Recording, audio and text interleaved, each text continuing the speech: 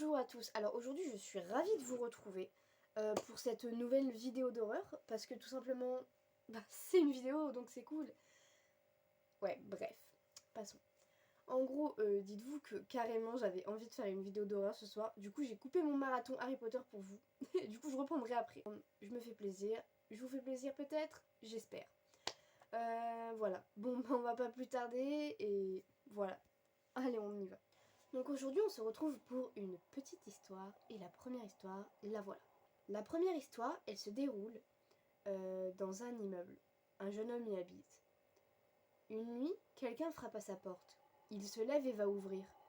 Une femme se tient là et lui demande si elle peut passer la nuit chez lui parce que son conjoint la frappe.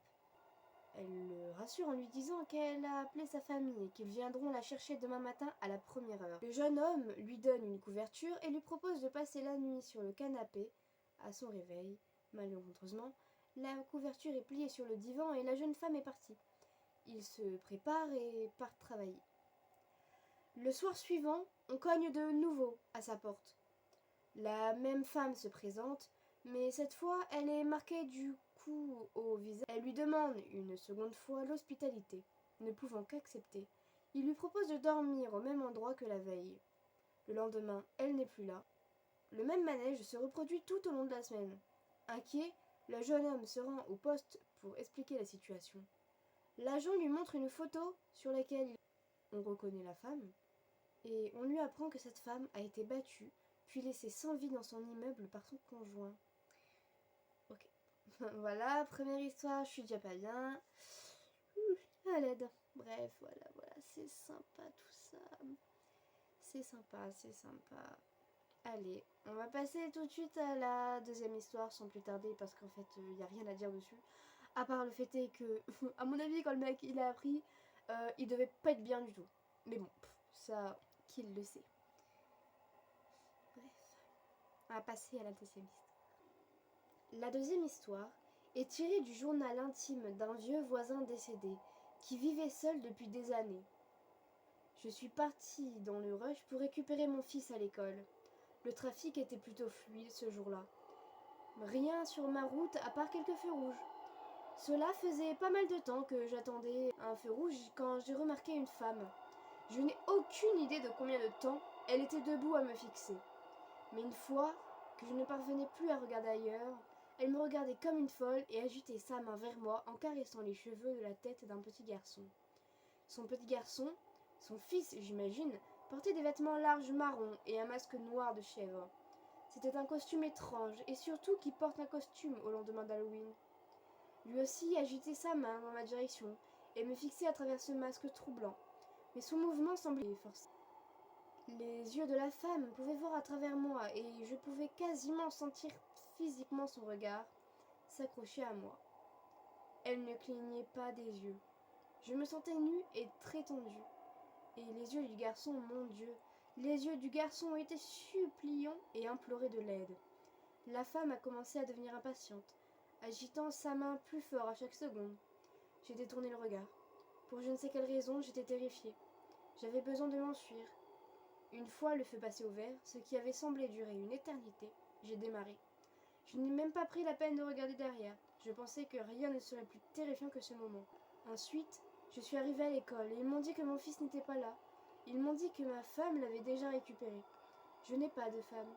Ils m'ont remis une note en me disant qu'elle avait demandé à ceux qui me la donnent. Il n'y avait pas de mots pour décrire ce que j'ai ressenti en la lisant.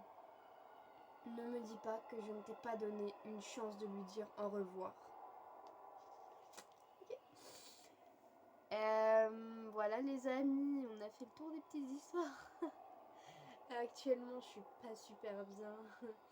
C'est un peu... Enfin, ça m'inquiète un petit peu quand même, je vais pas vous mentir. Je sais pas quelle histoire vous a mis le plus mal. Moi, je dirais la deuxième, je pense. Parce que le fait est que, en fait, il a vu son propre fils.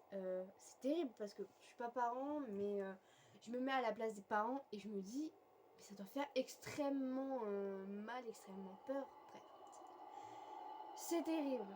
De loin, il y a des bruits hyper bizarres, ça fait peur. En gros, genre, je regardais de loin et c'était un champ à côté d'un stade de foot. Et en mode le champ il était hyper loin, bah c'est un champ quoi. Et en gros, en fait, tout au bout, il y avait une. Vous voyez le Slenderman? Et ben pareil, la vie de ma mère, rien que vous en parler, je suis pas bien. Je vais pleurer. Et j'ai vu ça quand j'étais petite et ça m'a fait flipper. Et vous voyez, genre, en plus on était un groupe de potes, on n'était pas seuls, genre on avait 8 9 ans, et c'était les vacances d'été. Et en fait, c'était même pas on voulait se faire peur ou quoi que ce soit, c'est juste qu'en fait on regardait. Et il y avait vous voyez la vieille cabane là, au milieu des champs qui fait peur. Et bah non, on parlait sur cette cabane là. Et en fait, en regardant un peu plus loin, bah on a vu. Je pense qu'on a tous vu cette chose, hein, parce que je sais pas vraiment ce que c'était. Et ça m'a fait très peur. Voilà, donc quand j'étais petite, j'ai vu des choses un peu étranges. Je ne sais pas si c'était mon esprit d'enfant qui a imaginé tout ça, mais je tends à me croire que c'était un peu bizarre. Mais je me dis, ça se trouve, c'est juste, voilà, bref, j'en sais rien. Mais par contre, par rapport au Slenderman, je l'ai bien vu celui-là, je me rappelle très très bien. Je suis pas bien du tout là. Bref, voilà, moi je vais vous laisser, je vais aller voir Harry Potter, ça va me rassurer un petit peu. J'ai été ravie de tourner cette vidéo, j'espère qu'elle vous aura autant plu que moi. Et je vous fais plein de bisous, bonne soirée ou bonjour, peu importe que vous me regardez.